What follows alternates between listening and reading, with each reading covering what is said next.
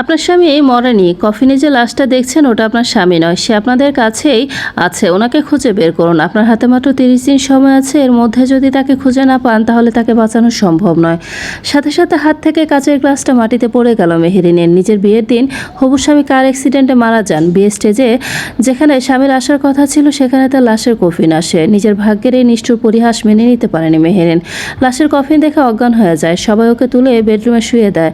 জ্ঞান ফিরতেই নিজেকে বেডরুমে আবিষ্কার করে ভীষণ কান্নায় ভেঙে পড়েছিল। তখন একটা চাদর দিয়ে মুখ ঢাকা লোক রুমে প্রবেশ করে হাতে পানির গ্লাসটা মেহেরিনের দিকে তাকিয়ে এগিয়ে দেয়। মেহেরিন পানির গ্লাসটা হাতে নেয়, তখনই লোকটা এই কথাগুলো বলে। সঙ্গে সঙ্গে মেহেরিনের হাতে থাকা কাঁচের গ্লাসটা নিচে পড়ে গেল। কান্না থামিয়ে মেহেরিন ওনার দিকে তাকালো। লোকটির পরনে সাদা পাজামা আর চাদর দিয়ে পুরো মুখ শরীর ঢাকা, চোখে একটা ফ্রেমের চশমা। কে আপনি? মেহেরিন কাঁপা কাঁপা গলায় জিজ্ঞাসা করে। লোকটি আশেপাশে তাকিয়ে বলে, আপনার স্বামী বিপদে আছে, ওনাকে রক্ষা করুন। মেহেরিন বসা থেকে উঠে দাঁড়িয়ে বলে, কি বলছেন এসব আবুল তাবুল? আমার স্বামী তো মারা। ওকে থামিয়ে দিয়ে লোকটি বলে, না, মারা যায়নি, আপনার স্বামী বেঁচে আছে। মেহেরিন কান্নাজড়িত কণ্ঠে বলে, প্লিজ চুপ করুন। এভাবে একজন মৃত মানুষকে নিয়ে গল্প বানাবেন না। প্লিজ এখান থেকে চলে যান, না হলে আমি চেঁচামেচি করতে বাধ্য হব। কথাগুলো এক প্রকার চিৎকার দিয়ে বলে মেহেরিন। লোকটির এদিক ওদিক তাকিয়ে বলে, বিশ্বাস করাটা আপনার ব্যাপার, কিন্তু পরে আফসোস করবেন। বলে লোকটি চলে যাচ্ছিল। দরজার কাছে গিয়ে থেমে গেল। পুনরায় পেছনে মেহেরিনের দিকে তাকিয়ে বলল, আপনাকে ঠকানো হচ্ছে ম্যাডাম। আপনার শ্বশুরের প্রত্যেকে আপনাকে ঠকাচ্ছে। নিজের শ্বশুরকেও বিশ্বাস করবেন না। শুভ স্যার বেঁচে আছে। বিশ্বাস না হলে একবার লাশটা দেখুন। ওনারা আপনাকে লাশ দেখাতে চাইবে না। আপনি জোর করে দেখবেন আর মিলিয়ে নেবেন আমার কথাটা। আল্লাহ হাফেজ। বলে লোকটি চলে গেল। মেহেরিনের সবটা মাথার উপর দিয়ে যাচ্ছে। ও চিৎকার করে কান্না শুরু করলো। কত স্বপ্ন ছিল এই বিয়েটা নিয়ে, সব এভাবে শেষ হয়ে যাবে। হঠাৎ মনে পড়লো শুভ্রর বলা দুটো লাইন, আমি শিওর আল্লাহ আমার তাকদিরে তোমাকে রেখেছে। যতদিন আমি আছি ততদিন তুমি আরিয়ান চৌধুরী শুভ্রর, মরে গেলেও তুমি আমার। এই তাকদিরে লেখা আছে, বুঝলে? তুমি চাও, বানাতে চাও। কানে বারবার এই কথাগুলো ভাসছে মেহেরিনের। মেহেরিন নিজের ফোন খুঁজতে থাকে। ড্রেসিং টেবিলের উপর ফোনটা রাখার দেখে দ্রুত ফোনটা হাতে নিয়ে শুভ্র করা মেসেজ দেখতে থাকে। আজ সকাল 6টায় মেসেজ করেছিল, স্পষ্ট ভাষায় লেখা। আর কিছু সময় পর তুমি আমার মেহেরিনের চোখ ছলছল করে উঠলো। অনবরত পানি পড়ছে। ও হাউমাউ করে কেঁদে উঠলো আর চিৎকার করে বলে ওঠে, এত স্মৃতি, এত স্বপ্ন দেখে কেন চলে গেল? আমি কিভাবে থাকবো? কান্না থামিয়ে মেহেরিন পুনরায় ফোন হাতে নেয়। দেখে আরও একটি আনরিড মেসেজ। এটা তো দেখেনি মেহেরিন। মেসেজটা সকাল 10টার। মেসেজটা সিন করলো। মেহেরিন লেখা ছিল, মেহের যদি কোনোভাবে আমাদের দূরত্ব বাড়ে তবে বুঝে নিয়ে এটা পরিকল্পিতভাবে করানো হয়েছে। কারণ আমি তোমায় এতটাই ভালোবাসি যে নিজের ইচ্ছায় কোনোদিনও তোমার থেকে দূরে যেতে বা দূরে থাকতে পারবো না। এটা আমার পক্ষে সম্ভব না।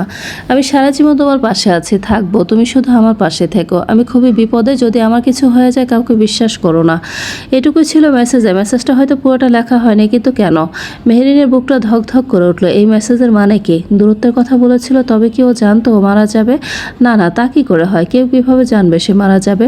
মেহেরিন পুরোনো মেসেজে টাইম দেখলো। সকাল 10টায় এসেছে মেসেজটা। আর ওর অ্যাক্সিডেন্ট হয়েছিল দুপুর 1টা নাগাদ হয়তো। মেহেরিনা দুপুর 2টার দিকে খবর পেয়েছিল তার অ্যাক্সিডেন্টের, আর বিকেল 5টা। মেহেরিনের মাথা ব্যথা শুরু হয়ে গেল। ওর মাথায় শুধু একটাই প্রশ্ন ঘুরপাক খাচ্ছে, কেন? মৃত্যু 2-3 ঘন্টা আগে শুভ্র এসব করে গিয়েছে কেন? মেহেরিন দু হাতে চুল খামচে ধরে, মাথা ঘুরছে ওর। তখন মাথায় এলো আপনার স্বামী বেঁচে আছে কথাটা। মেহেরিন কিছু একটা ভেবে দৌড়ে বাইরে চলে গেলে বাড়ির বিশাল অন্দরমহল জুড়ে বিষাদের শোক নেমে এসেছে। সিঁড়ি দিয়ে দৌড়ে নামছে মেহেরিন। পরনে এখনো বিয়ের ভারী শাড়ি, লাল টুকটুকে শাড়ি পরানো, গায়ে কোনো জুয়েলারি নেই। চুলগুলো এলোমেলো খোলা, মুখের মেকআপ লেপটে রয়েছে, চোখ ফুলা, অধরচূড়া লাল রক্তবর্ণ ধারণ করেছে, হাত ধরা মেহেদি। মেহেরিন সিঁড়ি দিয়ে দৌড়ে নামছে। চাদর পরিচিত লোকটাকে খুঁজতে থাকে। মেহেরিনকে এরকম পাগলের মতো ছুটতে দেখে ওর বাড়ির লোক ওকে আটকানোর চেষ্টা করে। ভাবছে মেয়েটা শুভ্রর জন্য এমন করছে। ওর ভাই গিয়ে ওই মেহেরিনকে আটকে বলে, মেহের শান্ত হ। মেহেরিন উত্তেজিত কণ্ঠে বলে, ছাড়ো আমায়, আমি ওনাকে খুঁজছি। ওর ভাই মেহেরিনের দুগালে হাত রেখে বলে, মেহের বোন, আমার নিজেকে সামলা। মেহের উনি? ওকে কিছু বলার সুযোগ না দিয়ে ওর ভাই জোর করে ওকে সোফায় বসিয়ে দেয়। বাড়ির সকলে ওকে সান্ত্বনা দিতে থাকে, কেউ ওর কথা শুনছে না।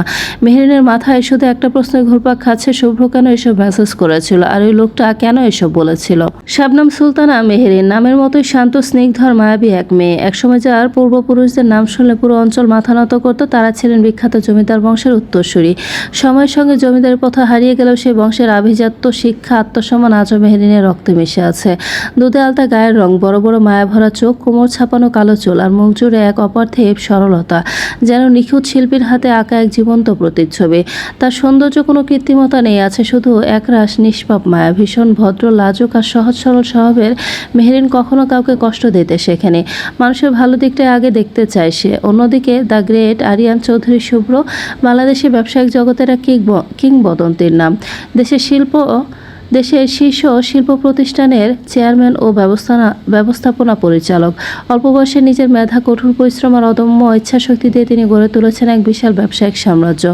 ব্যবসার জগতে তার একটা কথাই শেষ কথা, সবাই তাকে সম্মান করে আবার ভয়ও পায়। রাগ আর জেদ, এই দুটো তার সবচেয়ে বড় বৈশিষ্ট্য। তিনি সিদ্ধান্ত নিলে তা বদলানো প্রায় অসম্ভব। কঠোর ব্যক্তিত্বের আড়ালে নিজের অনুভূতিগুলো লুকিয়ে রাখতে অভ্যস্ত তিনি। তার পরিবার বলতে আছেন মা, কাকা, কাকিমা, এক চাচাতো ভাই ও এক চাচাতো বোন। পরিবারের প্রতি তার দায়িত্ববোধ প্রবল, কিন্তু ভালোবাসা প্রকাশ করতে জানেন না। মুখে কঠিন হলেও নিজের মানুষদের জন্য যে কোনো ত্যাগ স্বীকার করতে প্রস্তুত তিনি। ঢাকার আভিজাত এলাকায় অবস্থিত বিশাল অট্টালিকা চৌধুরী ভিলা, এই বাড়ির প্রতিটি কোণে বিলাসিতা আর আধুনিকতার ছোঁয়া। এখানে সময়ের মূল্য সবচেয়ে বেশি, কেউ কারোর জন্য অপেক্ষা করে না, এমনকি একসঙ্গে বসে চা খাওয়ারও সময় নেই। আর যখন সময় হয় সে তখনই খেয়ে নিজের কাজে ব্যস্ত হয়ে যায় যার যার মতো। এই পরিবারের সদস্যদের মধ্যে ভালোবাসার অভাব নেই, তবে তা প্রকাশ করার সময় যেন কারোরই নেই। সবাই নিজের জীবন, কাজ আর ব্যস্ততায় ডুবে থাকে। হাসি, আড্ডা, একসঙ্গে চা খাওয়া কিংবা রাতের খাবারের টেবিলে গল্প, এসব যেন এবারের অভিধানেই নেই। পরিবারে আছেন কাকা, পরিবারের বর্তমান অভিভাবক, কঠোর এবং ব্যবসায়িক মানসিকতার মানুষ। কাকিমা অত্যন্ত স্মার্ট, অভিজাত, সমাজে পরিচিত মুখ। চাচাতো ভাই বিদেশ থেকে পড়াশোনা শেষ করে পারিবারিক ব্যবসায় যুক্ত। চাচাতো বোন আধুনিক, আত্মবিশ্বাসী ও নিজের ক্যারিয়ার নিয়ে ব্যস্ত।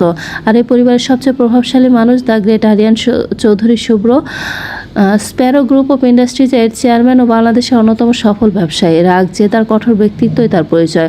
অফিসে যেমন তার সিদ্ধান্ত শেষ কথা, তেমন বাড়িতেও সবাই তাকে সমীহ করে চলে। মুখে কঠিন, অনুভূতি প্রকাশে অনভ্যস্ত, তবে তার নীরবতার আড়ালে লুকিয়ে আছে কি তা কেউ জানে না।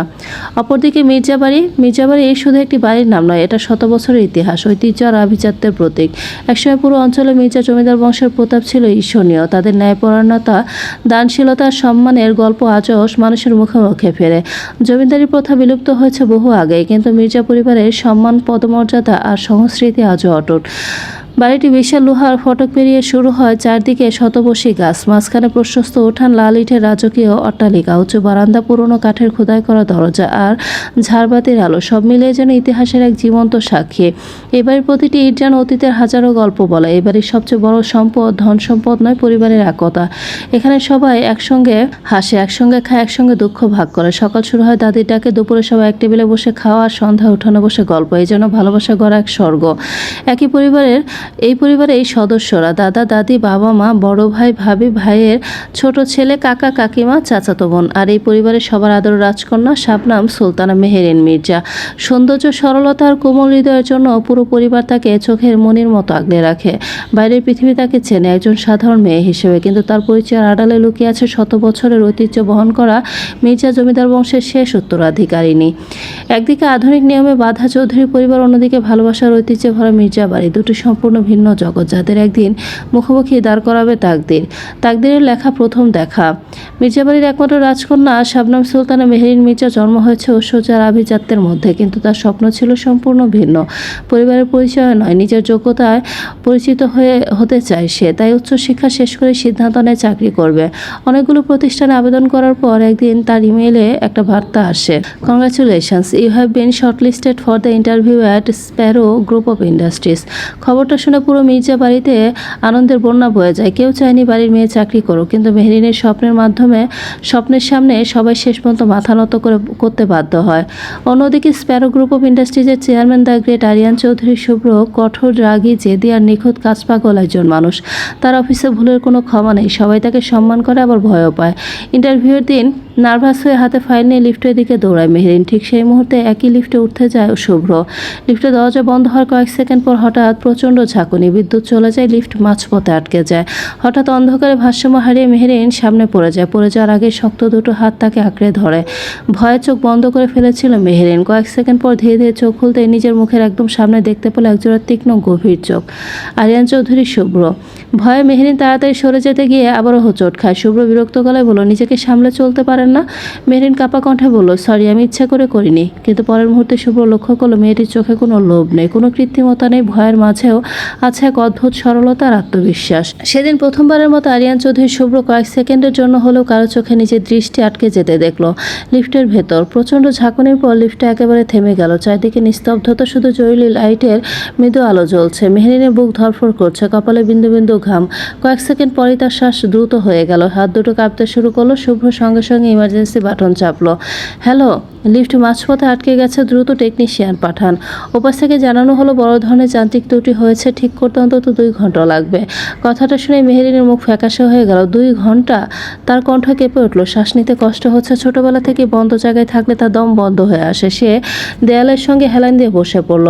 আমার শ্বাস নিতে কষ্ট হচ্ছে। শুভ্র এক মুহূর্ত বুঝে গেল মেয়েটা আতঙ্কিত হয়ে পড়েছে। কঠিন স্বভাবের মানুষ হলেও কণ্ঠটা অজান্তেই নরম হয়ে এলো। রিল্যাক্স, কিছুই হবে না, আমার দিকে তাকান, গভীর করে শ্বাস নিন।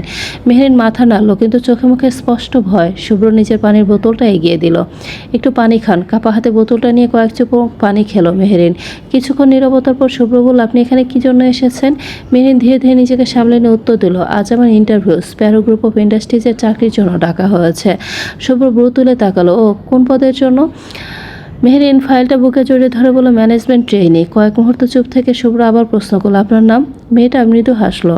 শাবনাম সুলতানা মেহেরিন মির্জা। নামটা শুনে শুভ্র কয়েক সেকেন্ড চুপ করে রইল। মেহেরিন